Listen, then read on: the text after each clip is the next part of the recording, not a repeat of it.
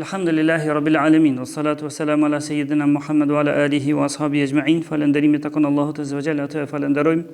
Prej tij ndihmë dhe falë kërkojmë selavatet që çojnë Muhamedit sallallahu alaihi wasallam, familjes së tij, shokëve të tij dhe krejt muslimanëve që e kanë pasuar dhe pasojnë të ndjekin rrugën e Muhamedit sallallahu alaihi wasallam. Të poshtë jemi duke folur rreth 40 haditheve të Imam Neveviut dhe jemi ka fundi i hadithit të 7 me radhë. Hadithi i cili vjen prej Tamim ad-Darit, i cili thotë se ka thënë pejgamberi sallallahu alaihi wasallam se ad-dinu nasiha, feja është këshill.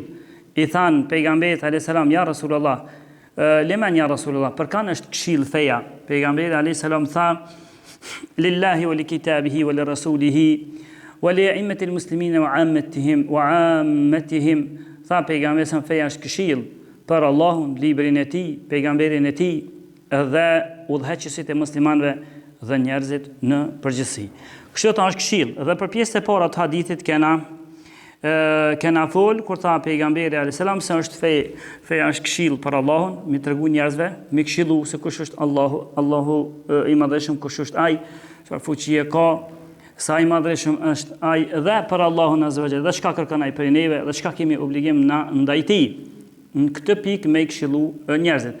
Pastaj kur tha li kitabihi, për librin e tij është këshill, atëherë do të që të këshillojnë njerëzit se çka është libri i tij, çfarë vlerë ka Kur'ani, çfarë pozite ka Kur'ani, sa i madhëshëm është ky libri i Allahut azza wa jall. Ndërsa ta wali rasulihi, edhe i pejgamberit të tij, domethënë që të mësojnë njerëzit se sa çfarë pozite ka pejgamberi i fundit Muhamedi sallallahu alaihi wasallam, sa shumë e ka ngrit Allahu. Edhe sa din një çka ka urdhëruar pejgamberi sallallahu alaihi wasallam, çka ka pëlqy, çka ka vepru, çka ka ndalu pejgamberi sallallahu alaihi wasallam, për nga është ai, çfarë prejardhje ka, dhe çfarë fizionomie ka, dhe çfarë bukurie ka, dhe çfarë nesebi, çfarë pasardhës ka, dhe kush janë prindrit e tij dhe të afërmit e tij dhe prej nga rrjedh ai dhe ku ka lindë dhe ku ka vdekur, çka din njerëzit me tregu për pejgamberin sallallahu alajhi wasallam, ju tregojnë njerëzve të përafërm, domethënë i këshillojnë. Kjo është këshilla që na veç e kena përmend më herët. Ndërsa kanë me tek pjesa e tjetër e hadithit që tha pejgamberi se feja është këshill li a'immatil muslimin. Edhe është këshill edhe për udhëheqësit e muslimanëve. Si duhet të këshillohen dhe kush janë udhëheqësit e muslimanëve? Udhëheqësit e muslimanëve janë ata musliman të cilët kanë vepra të dinit islam dhe nuk kanë, na i thojna kufrun bawah, nuk kanë kufriate të qarta që ata i kanë nxjerr prej dinit. Pra janë musliman, edhe nëse kanë ndaj gjunah, prap hin në këtë hadith. E si të sillemi me ata udhëheqës të muslimanëve, është se ti ndëgjojmë ata. Ti ndëgjojmë udhëheqësit musliman. Nëse udhëheqësi musliman thotë se po e bojna këtë veprim, atëherë me bo edhe me shku mrapa atij, dhe nëse është nevoja me këshillu udhëheqësin musliman, me këshillu sa ma në veçanti ose me nda prej të tjerëve, jo bashkë në publik, dhe me ndihmu për udhëheqjet e muslimanëve. Kjo me ndihmu kur është hajër. Kjo kur përmendet në këtë hadith, wali a'immatil muslimine, pra është këshill për udhëheqësit e muslimanëve. Për udhëheqësit e muslimanëve këtu dietarët kanë thonë në këtë hadith hin edhe dietarët, edhe ata janë udhëheqës të muslimanëve. E çka do të thotë të këshillojmë dietarët islam këtë pikë? Kanë thonë dietarët se duhet të ndëgjojmë ata. Duhet të përpiqemi të ecemi gjurmëve të tyre përderisa ata janë në përputhshmëri me Kur'anin dhe Sunetin. Pastaj jo veçkaç, por kur tha pejgamberi sallallahu alaihi wasallam wali amatil muslimina, edhe për njerëzit e thjesht. Edhe për njerëzit e thjesht është për masën e gjerë. Është për masën e gjerë, edhe ata duhet të këshillojmë. Të këshillohemi mes veti, ky dini ju na porosit që të këshillohemi mes veti me masën e gjerë. Masa e gjerë thjesht, se çka don ti diçka për veti për hajër, t'ja dojsh edhe mosës së thjeshtë. Çka dën për veti, t'ja dush edhe aty. Nëse e dën për veti një të mirë, atë t'ja dush të mirën edhe të tjerëve. Nëse nuk e dën për veti një të keqe, atë mos t'ja duash këtë të keqe edhe muslimanëve që të rrethojnë.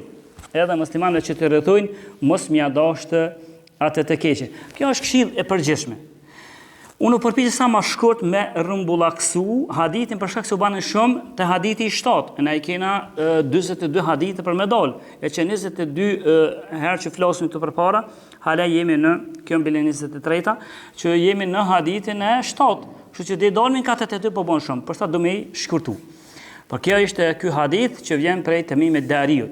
Ju kam pas thonë juve që disa fjalë do t'ja them edhe për prusin e këtij hadithi, Temimit Dariut, këtij sahabio.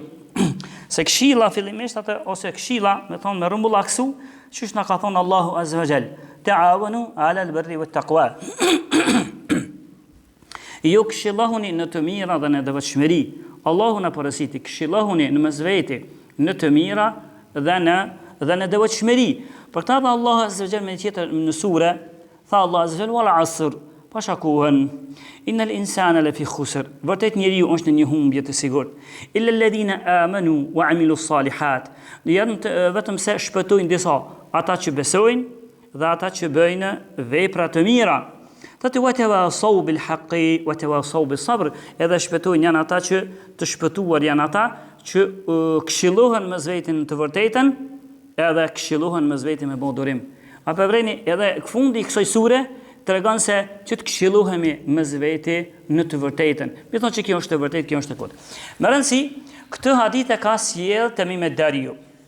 Ky fillimisht nëse dona me ditë pak një historik të shkurt të këtij sahabiu, është se ky para se mu bë musliman ka qenë i krishter.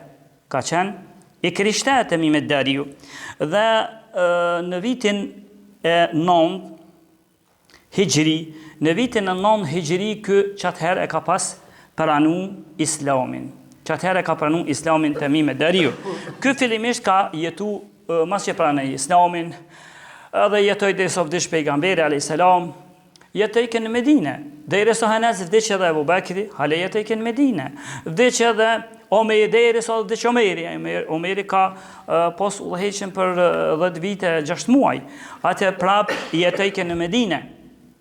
E pastaj, kur erdhë Othmani, kur u vra Othmani, e që pushteti i Othmanit ishte 12 vite, pas e vrasjes së Othmanit, nuk e pa më të arsyeshme Temimit Dariu, këtë transmetuesi këtij hadithi, nuk e pa të arsyeshme me jetu në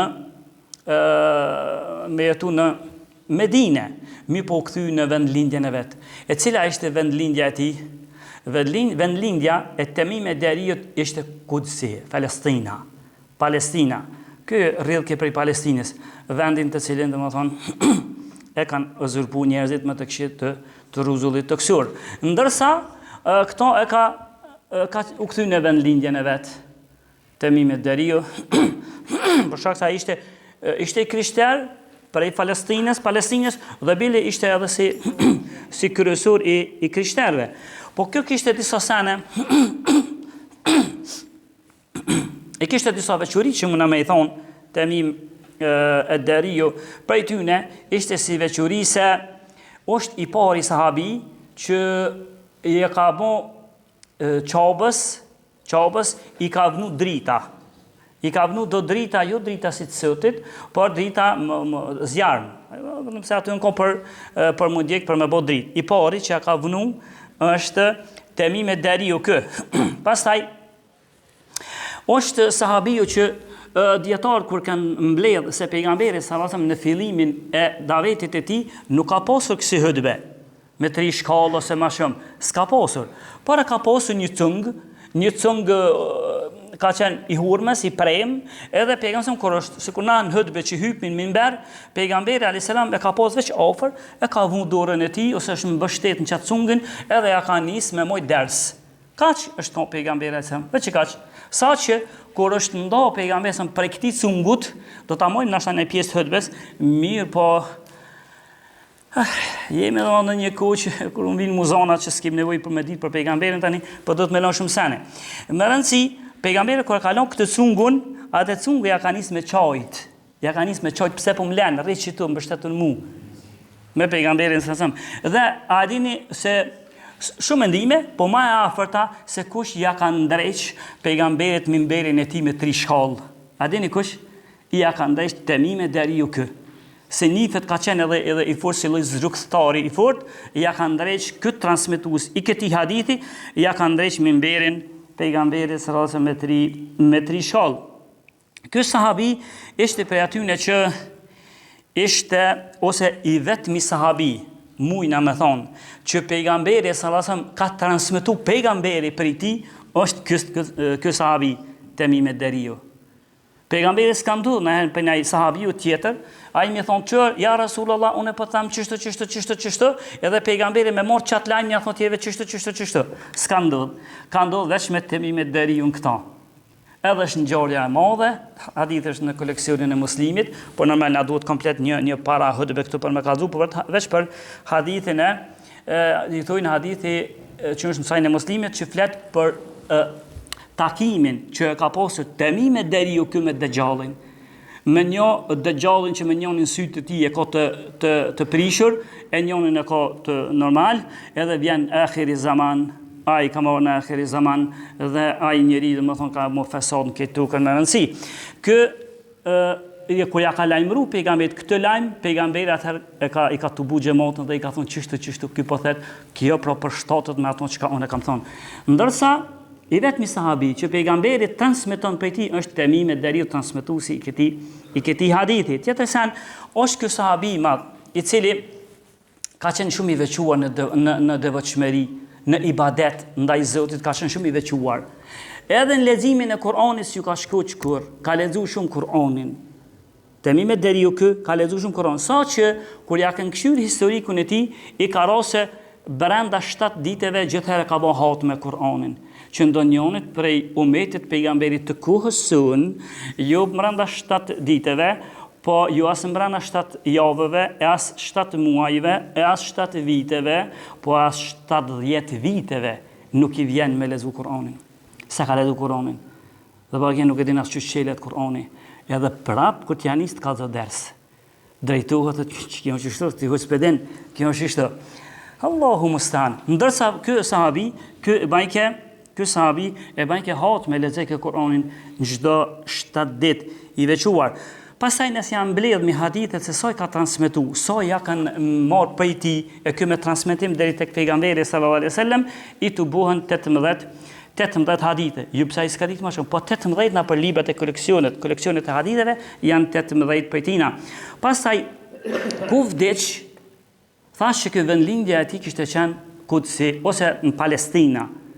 E ku vdeq ky njeri?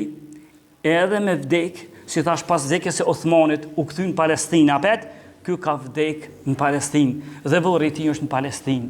Këtë vend të shenjtë. Në Palestinë është varri i Temime Deriu, në cilin vit ka vdekur në vitin 40 Hijri, ndërsa 660 miladi i vjen. Ku varës në shtëpinë e Xhibrinit në Filestinë, në Palestinë. Ja kanë vend i veçantë ku është edhe varri i tij. Pastaj e ka pasur edhe një nufka e tij ka qenë takuesi me Dejjallin. Këtu ishin pak fjalë rreth këtij sahabiu se për ton flitet shumë, edhe ky është hadithi i 7 me kaq e përfundojnë hadithin e 7 e inshallah radhën e ardhshme e fillojnë hadithin e 8. Këtë poshtë elusmi Allah të na fal na mëshirën, elusmi Allahun azza wa jalla me pejgamberët e na takon xhenet. Kul qawli hada astaghfirullah li wa lakum.